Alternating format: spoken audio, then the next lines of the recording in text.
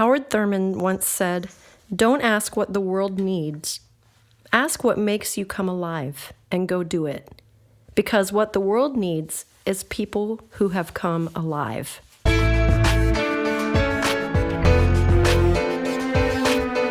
Welcome to the Brand New Me podcast. I'm Frances. And I'm Pam. And we are two women passionate about helping others thrive in life, not just survive. In each episode, we're going to find creative ways to offer hope for your future through our own life experiences. So join us every week as we learn together that we really can be a brand new me.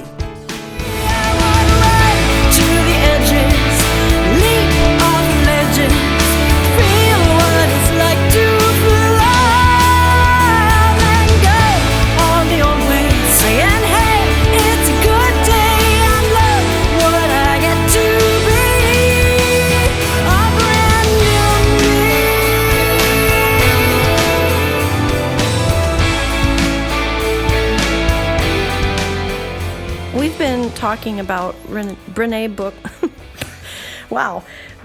Brown's book, The Gifts of Imperfection, and this week she's talking about cultivating meaningful work, which she said is also referred to as having a calling or a sense of accomplishment and purpose from the work that you do. So Brené did a lot of research around this, and early in this research, she says, it was clear to her that living a wholehearted life included engaging in what many people she interviewed called meaningful work.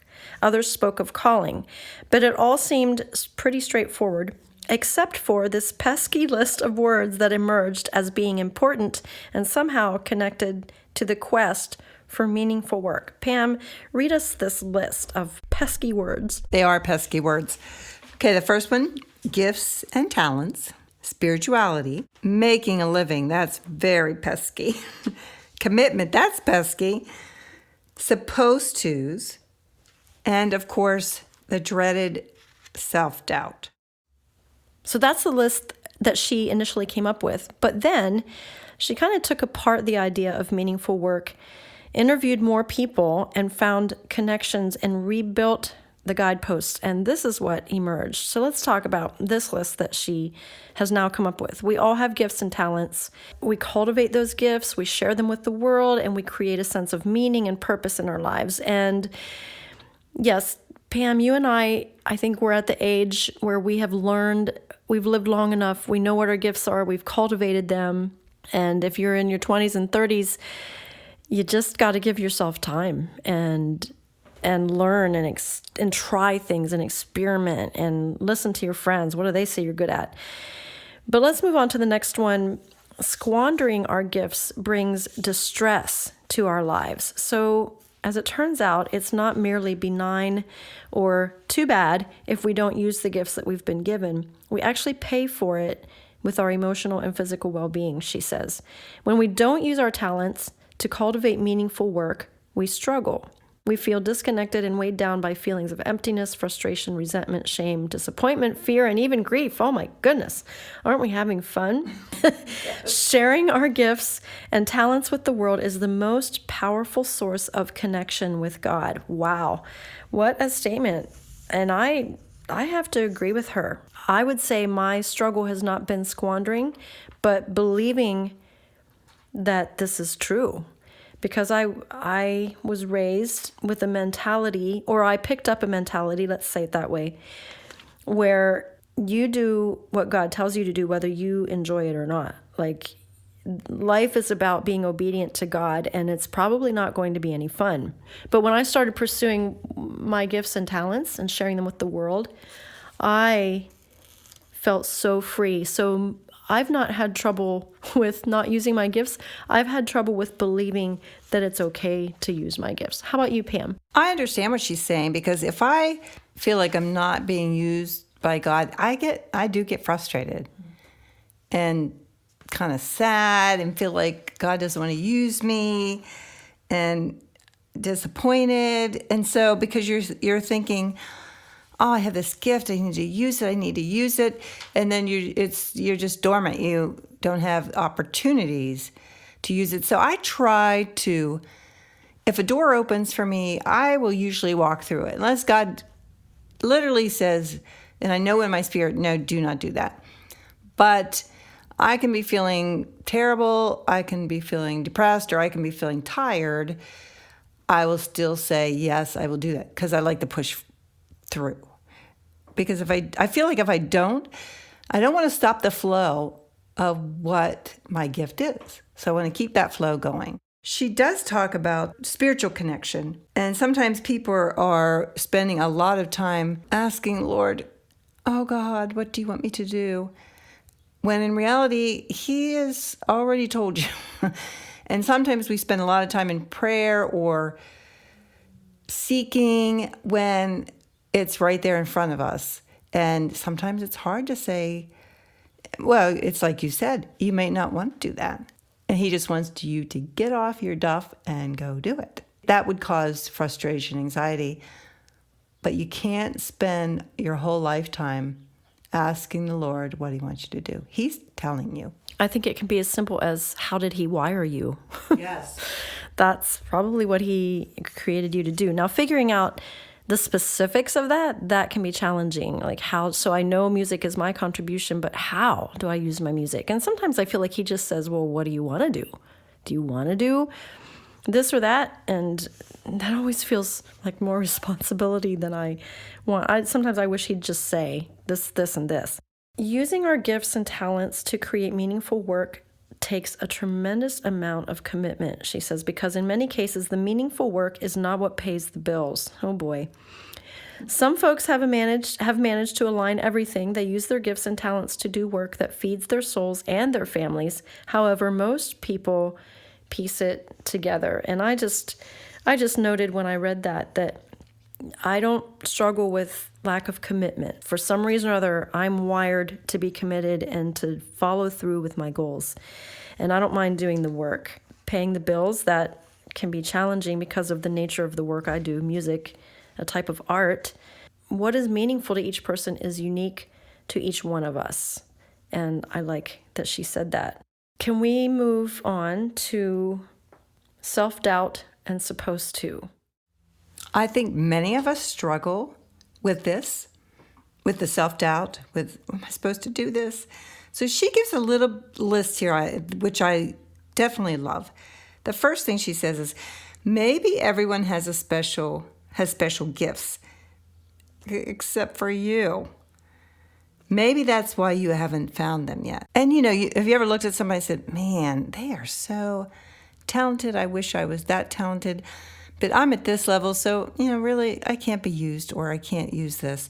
We have to get out of our minds this self-doubt of except for you. And then the other one is, yes, you do that well, but that's not really a gift. It's not big enough or important enough to be a real talent. And I think of people who work in offices that are so talented with what they do.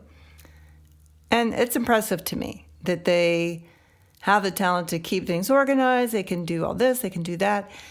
And sometimes they don't feel like it's anything. But it is. It's very special. She lists some supposed tos that are good, things that we struggle with that can keep us from doing meaningful work, like you're supposed to care about making money, not meaning. Or you're supposed to grow up and be a blank, everyone's counting on it. Or you're supposed to hate your work, that's the definition of work. Here's another one, if you're brave, you're supposed to quit your job and follow your bliss. Don't worry about money. Or you're supposed to choose either work you love or work that supports the people you love. You can't have both. And of that whole list, I just had to say, struck me, was the first one, only I have to change the way she says it. You're supposed to care about making money, not meaning. For me, it's the opposite. I struggle over the fact that I care about meaning and money. I want to make money doing my meaningful work, but I've had to really do a lot of inside work, here's the word, work around that thinking pattern, because I've felt like money is evil, and it's not true. Loving money is evil, but not money.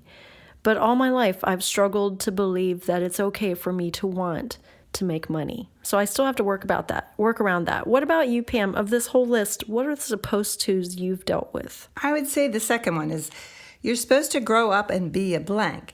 Everyone's counting on it. And so for me, I feel like almost I have this obligation since Rick's death to preach the word about suicide. And so if I don't do it, I almost feel obliged to do it. Not that I don't want to, I want to. But I don't want to disappoint all the people that need to hear this. Wow, that's powerful. Very powerful. That sounds like a toxic thought that you should maybe dig around. I mean, that's you're emotional about it, Pam. So that tells me too that there's something there for you to research a little bit. Don't waste your pain. Right. Don't waste your pain. And actually, interestingly enough, that was one of my toxic thoughts that I deal with, because I just wanted to flow. And God I can't tell you in the last month or two how He's brought people in my life to be able to talk to, either widows or people struggling with marriage. So I know that He's using me, but I do struggle with overcoming the fact that I want to be used more. That is something that I definitely am working on. That's really good. And now that you say it, there are some supposed tos I think I deal with in my life. I am a worship leader. I've been a director of music at churches. I'm a songwriter who doesn't write worship songs. And I don't write songs necessarily about God. But obviously that supposed to has not bogged me down so much that I have changed my writing. I just write what I feel and what comes to me. And I believe that is godly. That's how I feel about it. All right, so are we ready to talk about dig deep? Or is there anything else you want to say? I think this is a good point to say that statement again that we started with. Don't ask what the world needs. Ask what makes you come alive and go do it. Because what the world needs is people who have come alive. That is so good. Mm-hmm. So let's do this. Get deliberate. It can take some time to figure out how to get deliberate about doing meaningful work. Brené says she got very specific and wrote down her own criteria for meaningful. I did the same thing. My list is the work that inspires me is songwriting. Number 2, concert design, I call it. Weaving of stories, music, images, videos, all to create an experience for people sitting in the audience. And number 3, I borrowed this from her. I like it. I am a story catcher. More and more in my life. That's how I write songs. I listen. I ask questions of people, then I listen, and then I write songs based on what I gather. What are you being deliberate about? What's meaningful for you, Pam? I've talked about it a little bit. I think right now I'm being very deliberate about making myself more whole. And that's kind of in the forefront of what I'm doing. Because I feel like if I'm not whole, how can I help make others whole? I'm on this journey of healing for myself. And that's important to me. I think it's showing, Pam, and I commend you on that journey. And I'm also on it too. I think we're at different places, but we're both on this pilgrimage together. Brené says, the last thing, get going. Make a list of the work that inspires you. Don't be practical. Don't think about making a living. Think about doing something you love. There's nothing that says you have to quit your day job to cultivate meaningful work. There's also nothing that says your day job isn't meaningful work. Maybe you've just never thought of it that way. So, what do you want to be when you grow up, and what brings meaning to you?